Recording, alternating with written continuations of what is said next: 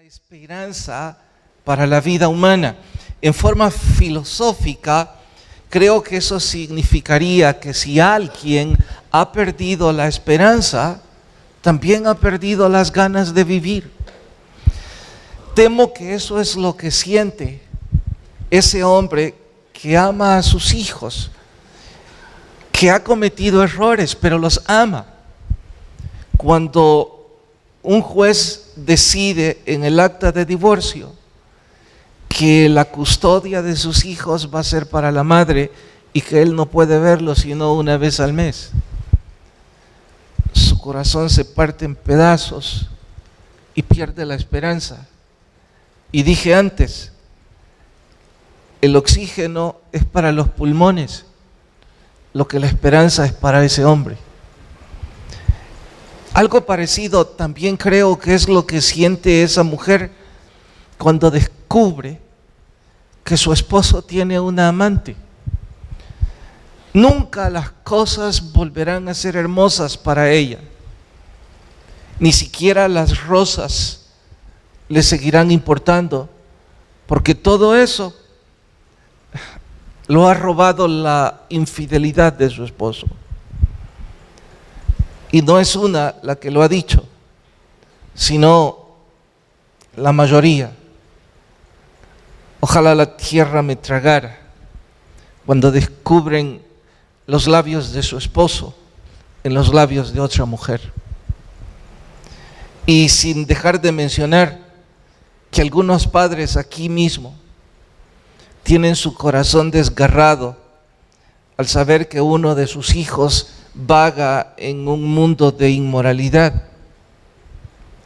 Probablemente está llevando un buen carro allí en el parqueo o tiene una buena casa, pero nada de eso quita el dolor que se lleva en el alma.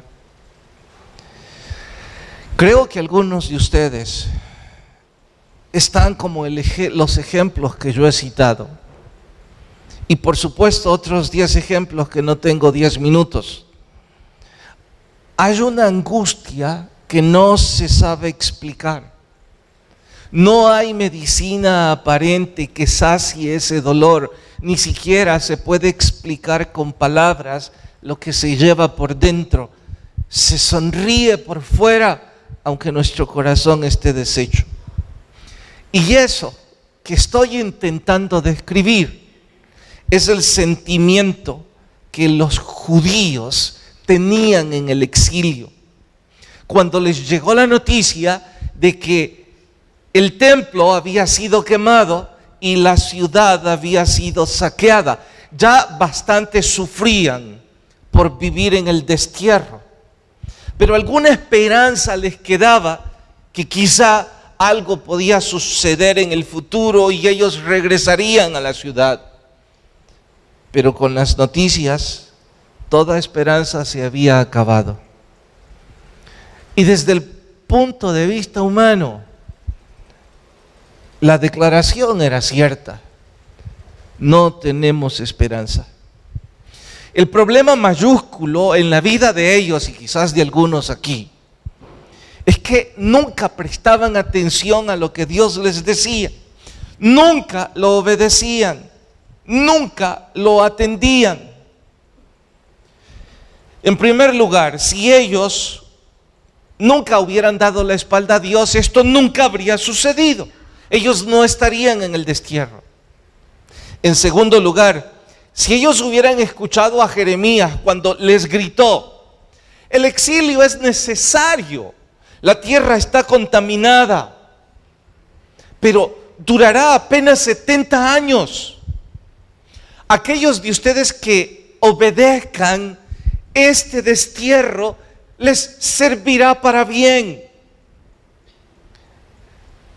Aquellos que sí escucharon, que fueron muy pero muy pocos, la esperanza nunca terminó en sus vidas. Ustedes saben la historia. Ezequiel, Daniel, Isaías, Jeremías, Misael y otros tantos más. Ellos nunca perdieron la esperanza. Ellos obedecieron aún en el exilio. Creo que igual a esa historia sucede hoy día en algunos de los que están aquí. El dolor que les ha propinado la infidelidad, la ruptura o 10 ejemplos más, pudo haber sido evitada. Si hubiéramos sido obedientes y hubiéramos hecho eco de la advertencia que Dios nos dio a través de nuestros padres, de algunos amigos, de los gritos de algún predicador, eso no habría pasado. Pero no puedo dar marcha atrás en mis errores del pasado. Ahora el mensaje es este: el tumor que estamos llevando en nuestra alma necesita ser extirpado. Está contaminado. No se puede hacer nada con eso. No hay ninguna medicina que llegue a ese tumor y lo desaparezca. Si aprendemos la lección, es probable que seamos sanados, porque todavía hay esperanza. Y precisamente eso es lo que Ezequiel les quiere gritar a sus compatriotas en el capítulo que hoy vamos a estudiar, titulado: créanme, les daré un nuevo corazón. Vayan en sus Biblias hasta Ezequiel capítulo 36. No se pongan de pie, les he puesto de pie muchas veces. Capítulo 36, libro de Ezequiel. ¿Listas sus Biblias? Vamos al verso 1. Tú, hijo de hombre, profetiza a los montes de Israel, oíd palabra de Jehová.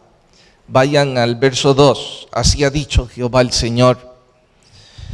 Por cuanto el enemigo dijo de vosotros, sea también las alturas eternas nos han sido dadas por heredad.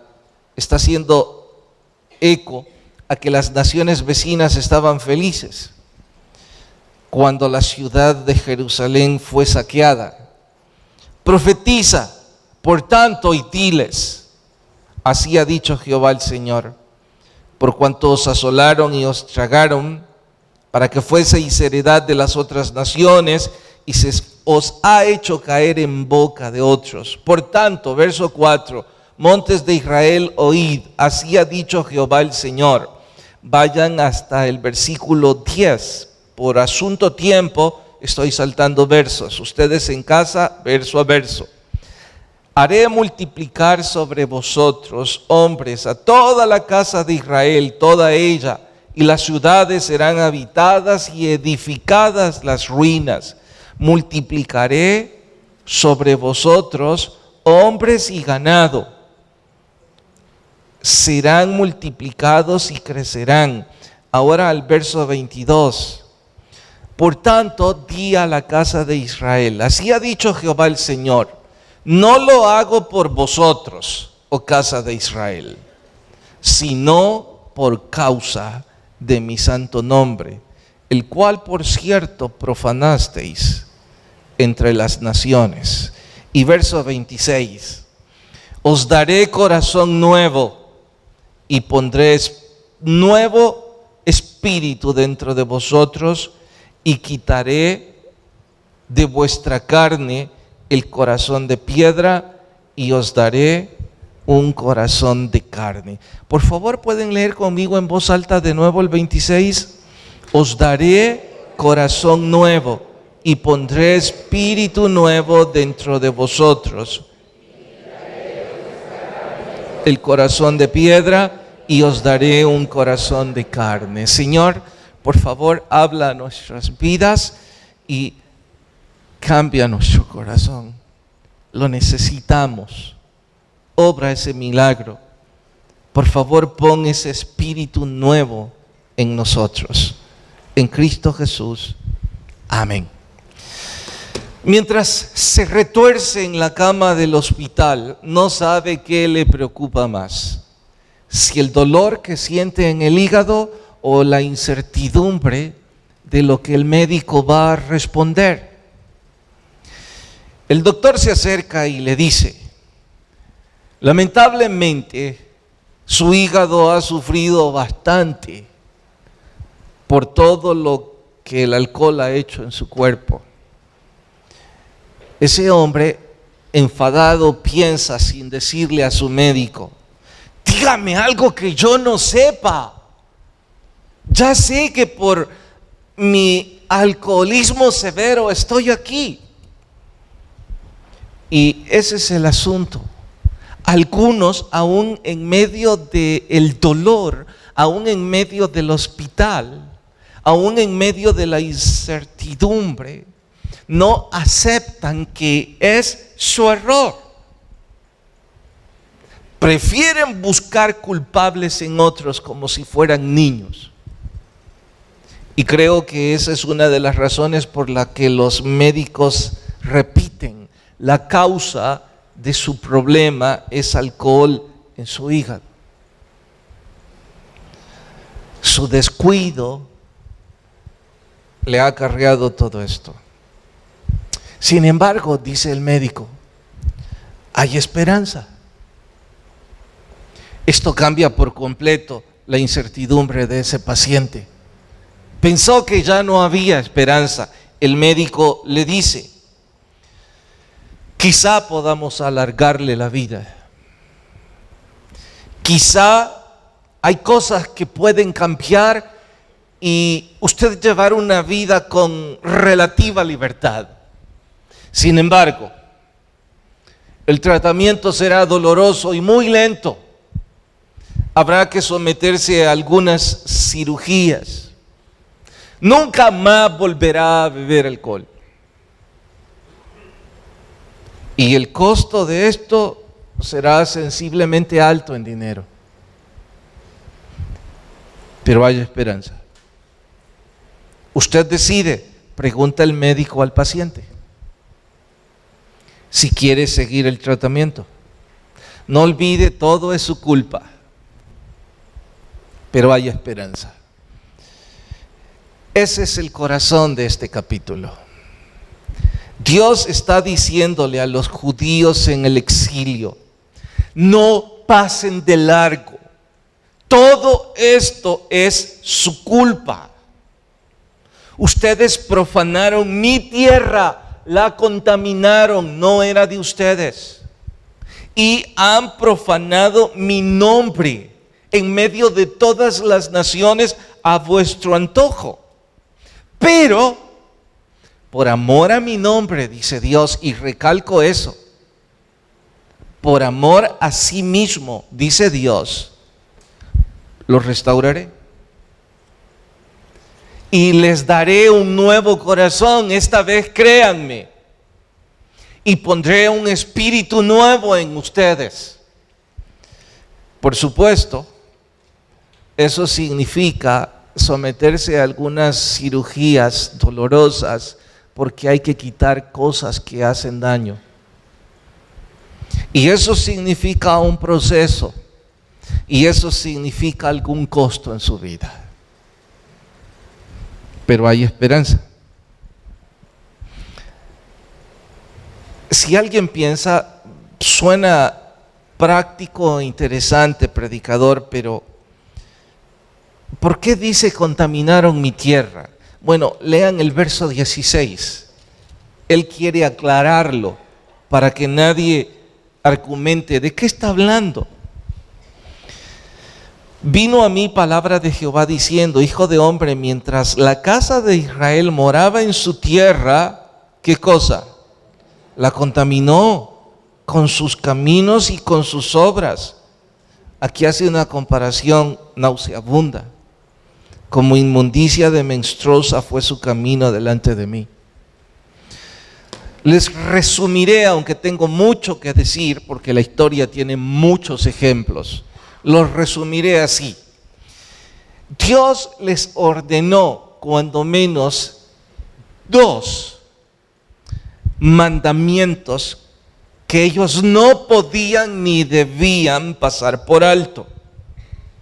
El primero de ellos, relacionado con la tierra, específica y literalmente, deben dejar descansar la tierra cada 7 años, un año. y cada 49 años, 2 años, no la trabajarán. Dejarán que nada suceda en ella. Ese tiempo servirá para que la tierra recupere sus nutrientes y para que esté lista y en la siguiente etapa sea muy fértil. Sumado a eso, ese tiempo de descanso, que sería el segundo mandamiento, servirá para que ustedes y sus familias se dediquen a estudiar mi palabra. La palabra de Dios es principios espirituales, principios morales, principios familiares. La sociedad entera, como si se trata de un mismo ciclo, estará renovándose mientras ustedes cumplan esto. Entre esos principios familiares deberán darme uno de sus hijos, uno por cada familia, para que se convierta en levita y sea parte del sistema espiritual de toda la nación.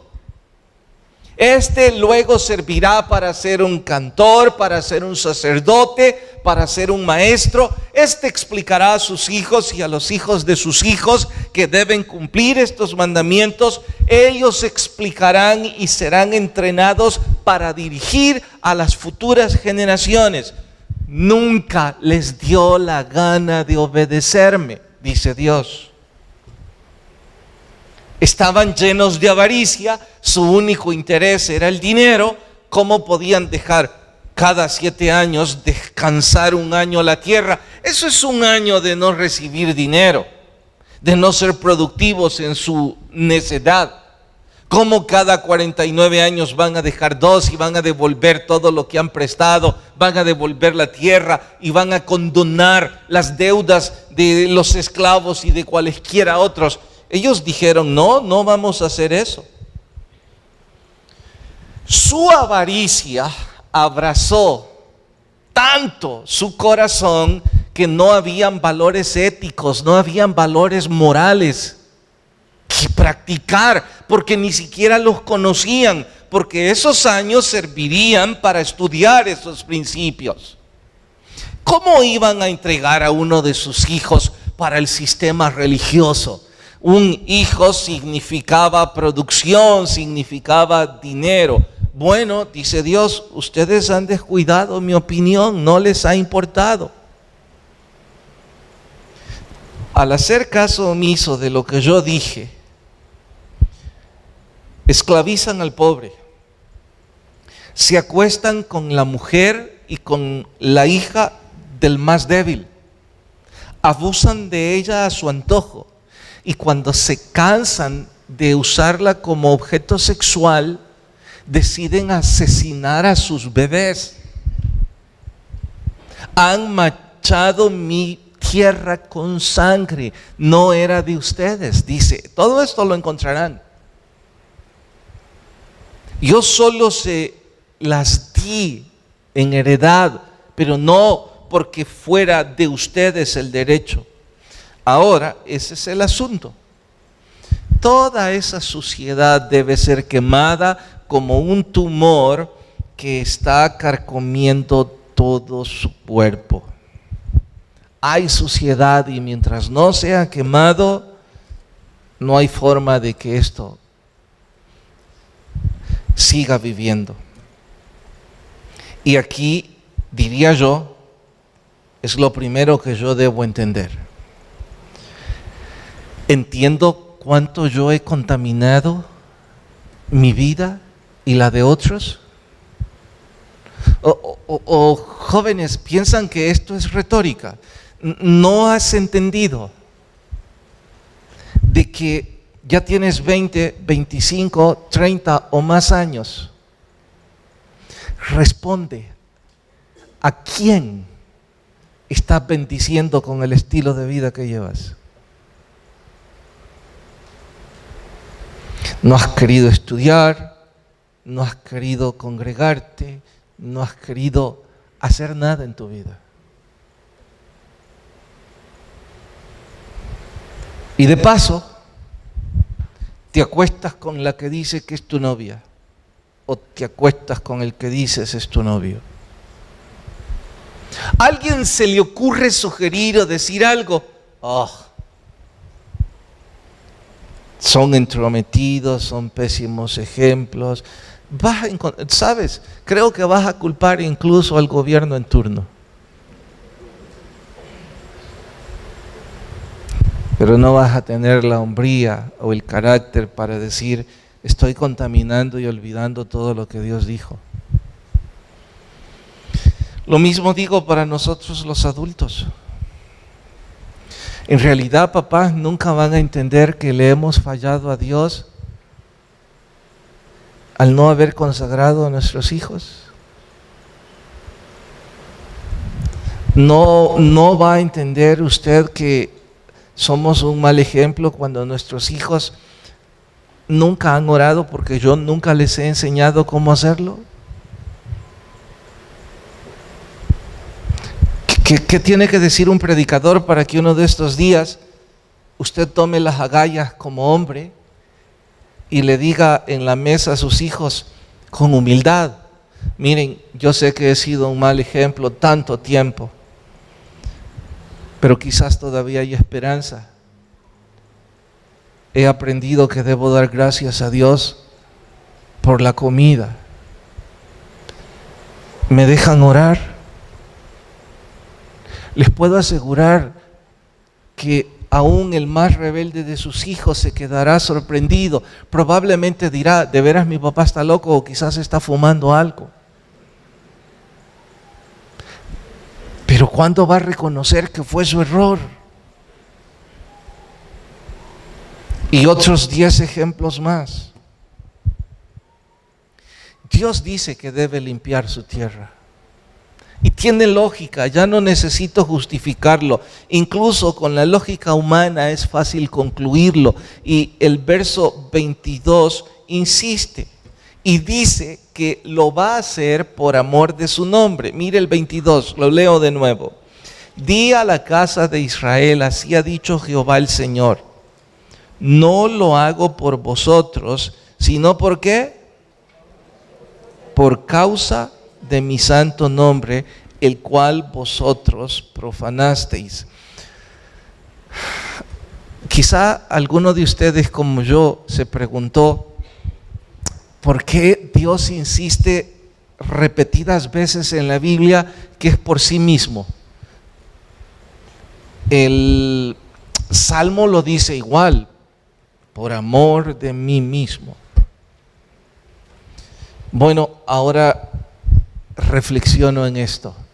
Hagan cuenta y caso que ustedes son edomitas, amonitas, que son fenicios. Estoy diciendo que ustedes son nativos de las naciones vecinas que hemos venido estudiando capítulos atrás. Les pregunto, ahora que el Dios de Israel, dejemos a un lado el Dios de Israel, pensemos como nativos de naciones vecinas. Ahora que la ciudad de Jerusalén ha sido saqueada, su templo quemado, y que Jerusalén es la vergüenza y el oprobio de todas las naciones, les pregunto, ¿qué opinan del Dios de esa ciudad? Ustedes como fenicios, como amonitas, ¿qué opinan? ¿No opinan nada?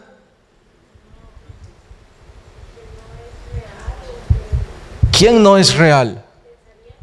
Sí, recuerden, ustedes son fenicios, ustedes son amonitas, ustedes son moabitas, ahora son edomitas, son personas que no conocen al Dios de Israel, ustedes son politeístas, ustedes adoran a todo tipo de ídolos paganos y aberrantes. Entonces, ahora que la ciudad de Israel ha sido quemada, ¿qué es lo que piensan de ese Dios? ¿Perdón? Que no los ama. ¿Sí, Pablo? Incompetente. Porque un Dios competente cuidaría de su pueblo, ¿no? Sí. Que más les valdría adorar a sus dioses que estar adorando a un Dios que hermana Evelyn dijo al principio no parece real. Todo eso estaban diciendo ellos. Y Dios dice, ya basta. Esa gente está profanando mi nombre por culpa de ustedes. Así que yo voy a restituir mi nombre entre las naciones, no el de ustedes. Ustedes fueron puestos ahí para dar luz a las naciones, pero ustedes han sido ejemplo de corrupción, injusticia y maldad. Así es que, basta. Ahora los voy a limpiar. Y ahora yo voy a restituir mi nombre, dice Dios. Literalmente habla sobre la tierra. Escuchen esto. La ciudad fue quemada y los montes de Israel fueron desolados. Era una especie de desierto. 70 años no sucedió nada. Los judíos en desobediencia podían decir, no tenemos esperanza. Todo esto se acabó. Desde entonces y hasta 1948, cantidad de civilizaciones conquistaron a Israel, cantidad de pueblos pelearon por ella, la devastaron, la saquearon, y ha sido la historia en los últimos 2000 años, hasta 1948. En 1948 comienza esta profecía. La restituiré y el desierto volverá a florecer. Ahora los científicos del mundo no dejan de sorprenderse cómo la agricultura del pueblo de Israel es una de las más ricas y una de las que apenas pueden entender en cuanto a tecnología. A veces ellos mismos ocupan términos que no quieren usar, como lo que están haciendo allí en los desiertos es milagroso. ¿Por qué no simple y sencillamente dicen es la mano del Dios de Israel? Él profetizó que todo eso iba a suceder. Lo que pasa es que no le han creído. Y sé que algunos de ustedes con cierto escepticismo pueden estar diciendo, bueno, predicador, pero eso sucede allá en el lejano oriente, eso no tiene nada que ver con nosotros. Usted se equivoca mucho. Yo lo he visto en Centroamérica. Déjeme darle el ejemplo. Los que fueron conmigo recientemente a Belice pueden dar testimonio de lo que voy a contar. Cuando uno baja del avión, descubre que el aeropuerto, yo creo que el aeropuerto militar de aquí es mucho más grande que eso y mucho más moderno que eso. Al salir uno del aeropuerto, ve suciedad, una ciudad conflictiva, empieza a avanzar en el vehículo y ve a ambos lados, y si aquí sentimos miedo en algunas calles, ahí sentimos más miedo. Uno no quiere bajarse del vehículo, a no ser que un local le diga si a la derecha o a la izquierda. Y luego durante hora y media o casi 2 horas, camino hacia el norte, supongo, me pierdo ahí, pero digo camino hacia México. A la derecha y a la izquierda, maleza crecida. Cada 100 o 200 metros, una vieja casucha. Y no quiero ser discriminativo, pero son casas partiéndose en pedazos. Y uno puede ver los niños sin zapatos, sucios, una pobreza y una miseria tan grande.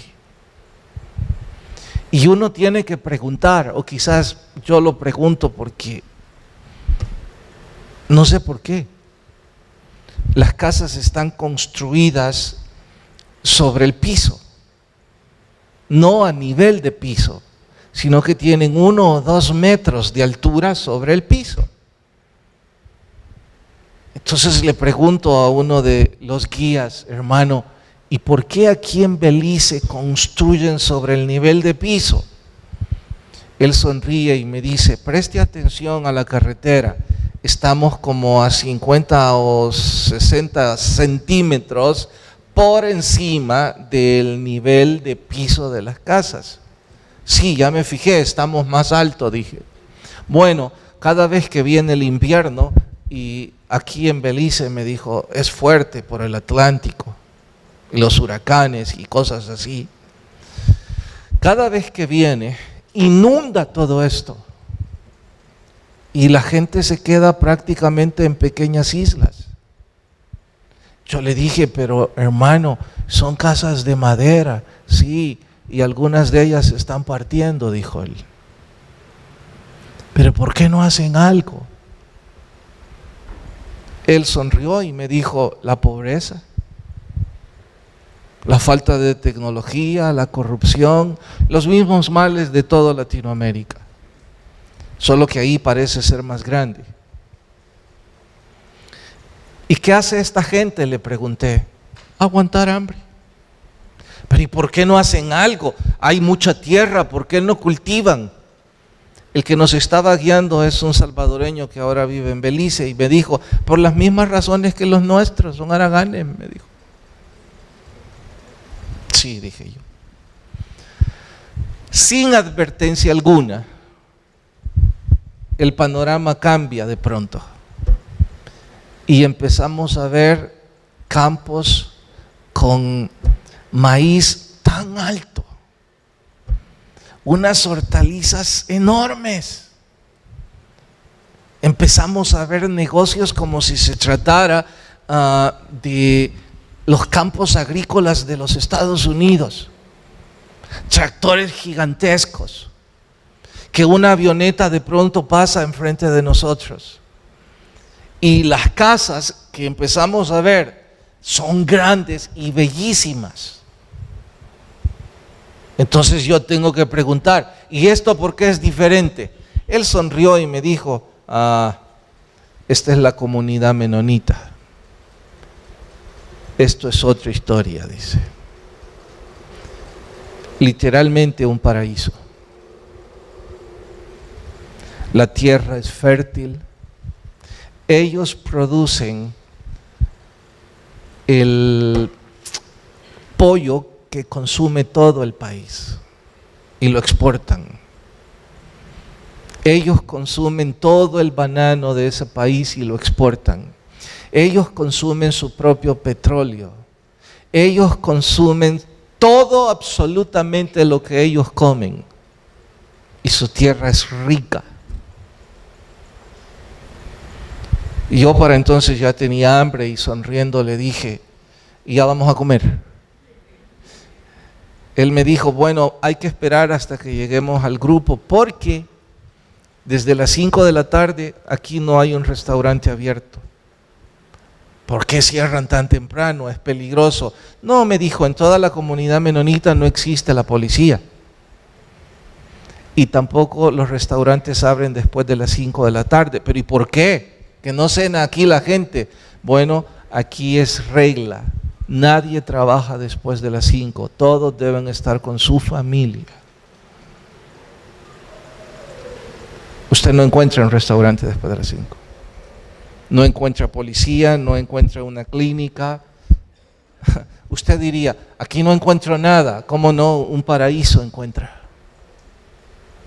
Tierra fértil. Pregunte por sus principios espirituales. Cuando pienso en todo esto, es como la historia que está en el Nuevo Testamento, que los que estaban en el Seol podían ver a los que estaban en el seno de Abraham. Algo así como decir el cielo y el infierno.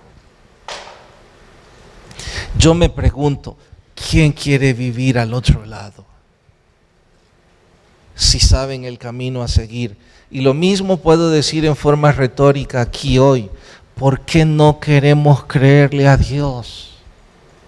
¿Por qué algunos insisten en querer seguir viviendo con la conducta que les tiene en amargura, en frustración, en complejos, en críticas y en resentimiento para otros? Es un pecado.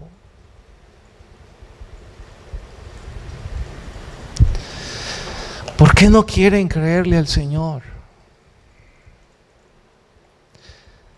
Y saben, lo que ha empezado a suceder en Israel es apenas el principio de todo lo que la profecía enseña. Ellos aún no han sido limpiados. Algunos de nosotros tampoco hemos empezado muy bien el proceso, pero al menos sí empezado. Y aun cuando es muy poco, Dios ya hizo muchas cosas al darnos ese nuevo corazón. Aquellos de ustedes que no tienen esperanza, oro que deseen creerle a Dios. Y les diré el testimonio de ese hombre que llorando en consejería me dijo: pastor, vengo para que me diga cómo soportar mi infierno.